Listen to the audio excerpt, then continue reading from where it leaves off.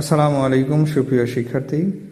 Basic English grammar ক্লাসের আজকের topic হচ্ছে নাম্বার। তো আমরা শুরু করছি। নাম্বার বা বচন কাকে বলে? যে ওয়ার্ড দ্বারা কোনো ব্যক্তি, বস্তু বা প্রাণীর সংখ্যা বোঝায় তাকেই নাম্বার বলে। নাম্বার হচ্ছে দুই প্রকার: সিঙ্গুলার নাম্বার এক বচন, প্লুরাল নাম্বার বহু বচন। সিঙ্গুলার নাম্বার কোনগুলো? যে নাউন বা প্রোনাউন দিয়ে কেবলমাত্র একজন ব্যক্তি, একটি বস্তু বা একটি প্রাণীকে বোঝায় তাকেই সিঙ্গুলার নাম্বার বলে। এক্ষেত্রে আমরা কিছু উদাহরণ দেখব, যেমন ম্যান, বয়, পেন, টেবল। এই সমস্ত নাউন দিয়ে একজনকেই বোঝানো হয়েছে। এছাড়াও আমরা আরও কিছু উদাহরণ যোগ করতে পারি, যেমন হি, শি, ইট। এই প্রোনাউনগুলো দ্বারাও একজন ব্যক্তি, বস্তুকে বোঝানো হয়েছে, এজন্য এই প্রোনাউনগুলো হবে সিঙ্গুলার নাম্বার। অপরদিকে প্লুরাল নাম্বার হচ্ছে বহু বচন। যে নাউন বা প্রোনাউন দিয়ে একের অধিক ব্যক্তি বা প্রাণীকে বোঝায় তাকেই প্লুরাল নাম্বার বলে।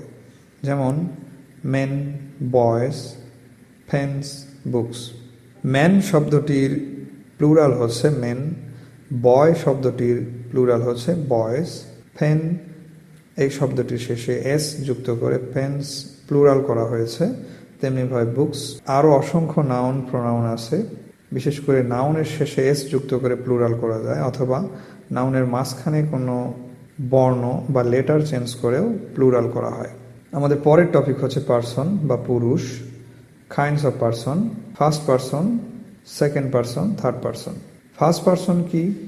ফার্স্ট পারসন হচ্ছে যে ওয়ার্ড দ্বারা আমি, আমরা, আমাদের বোঝায়, সেই সমস্ত ওয়ার্ডই হচ্ছে ফার্স্ট পারসন। যেমন I, we, me, us, my, hours. এই সমস্ত ওয়ার্ড দিয়ে আমি এবং আমাদের বুঝিয়েছে, এজন্য এগুলো হচ্ছে ফার্স্ট পারসন। অপরদিকে সেকেন্ড পারসন হচ্ছে যে ওয়ার্ড দ্বারা কেবল তুমি, তোমরা, তোমাদের বোঝাবে।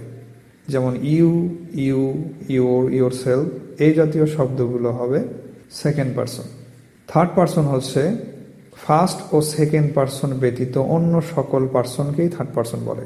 অর্থাৎ আমি, আমরা এবং তুমি, তোমরা ছাড়া পৃথিবীতে যা কিছু আছে সবগুলোই হবে থার্ড পারসন, সেটা হোক প্রোনাউন, নাউন। যেমন she, he, it, Nazrul, him, his, her, its, them, their ইত্যাদি। এছাড়াও সকল নাউনই, অর্থাৎ সকল প্রকারের নাউন বা নামই হচ্ছে থার্ড পারসন। আমাদের আরও একটি টপিক হচ্ছে জেন্ডার বা লিঙ্গ। যে ওয়ার্ড দ্বারা স্ত্রী, পুরুষ, পুরুষ স্ত্রী উভয় অথবা কোনো অচেতন পদার্থকে নির্দেশ করা হয় তাকেই জেন্ডার বলে।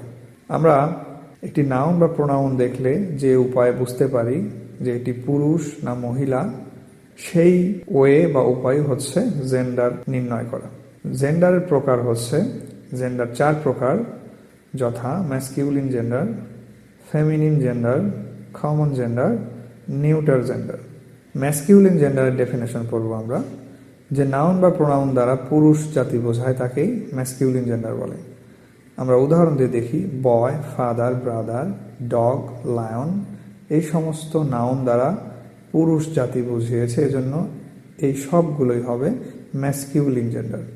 হি, হিটা প্রোনাউন, এটা কোনো পুরুষের পরিবর্তে হি ইউজ হয়, এজন্য হিটাও হচ্ছে ম্যাসকিউলিন জেন্ডার। ফেমিনিন জেন্ডার: যে নাউন বা প্রোনাউন দ্বারা কেবল স্ত্রী জাতি বোঝাবে তাকেই ফেমিনিন জেন্ডার বলে।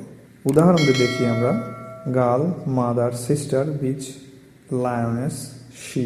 গার্ল, মাদার, সিস্টার এগুলো মহিলাবাচক শব্দ। তেমনিভাবে বিচ, ডগ পুলিঙ্গর স্ত্রীলিঙ্গ হচ্ছে বিচ, লায়ন পুলিঙ্গ এবং এর স্ত্রীলিঙ্গ হচ্ছে লায়নেস। তেমনিভাবে হি এই প্রোনাউনটি পুরুষ জাতি বোঝাতে ব্যবহৃত হয়, আর শি ব্যবহৃত হয় স্ত্রীলিঙ্গ বোঝাতে। কমন জেন্ডার কাকে বলে? যে নাউন বা প্রোনাউন দ্বারা স্ত্রী, পুরুষ উভয়কেই বোঝায় তাকে কমন জেন্ডার বলে।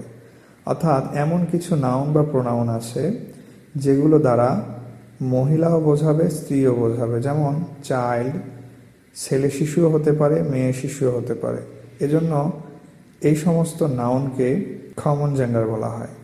ফ্রেন্ড, পুরুষ ফ্রেন্ডও হতে পারে, মহিলা ফ্রেন্ডও হতে পারে। পারসন, স্টুডেন্ট, দে, দে বলতে তারা বোঝায়। এখন তারা পুরুষও হতে পারে, মহিলাও হতে পারে। টিচার পুরুষ শিক্ষক অথবা মহিলা শিক্ষিকাও হতে পারে। এজন্য এ ধরনের নাউনগুলোকে কমন জেন্ডার বলা হয়। এবং দ্য লাস্ট ওয়ান হচ্ছে নিউট্রাল জেন্ডার, যে নাউন বা প্রোনাউন দ্বারা কোনো অচেতন পদার্থকে বোঝায় তাকে নিউট্রাল জেন্ডার বলে। অর্থাৎ যাদের প্রাণ নেই এমন জড় বস্তুকেই নিউট্রাল জেন্ডার বলে, যেমন chair, table, bench, pen, pencil, bus ইত্যাদি। তো আমরা খুব ভালোভাবে এই টপিকগুলো আয়ত্ত করব, তাহলে পরের যে টপিকগুলো আসবে সেগুলো বুঝতে খুব সহজ হবে। আমাদের আজকের ক্লাস এ পর্যন্তই। খুব শীঘ্রই আমরা পরবর্তী ক্লাস নিয়ে আসব এবং আমাদের পরের ক্লাসের টপিক হবে পার্টস অফ স্পিচ।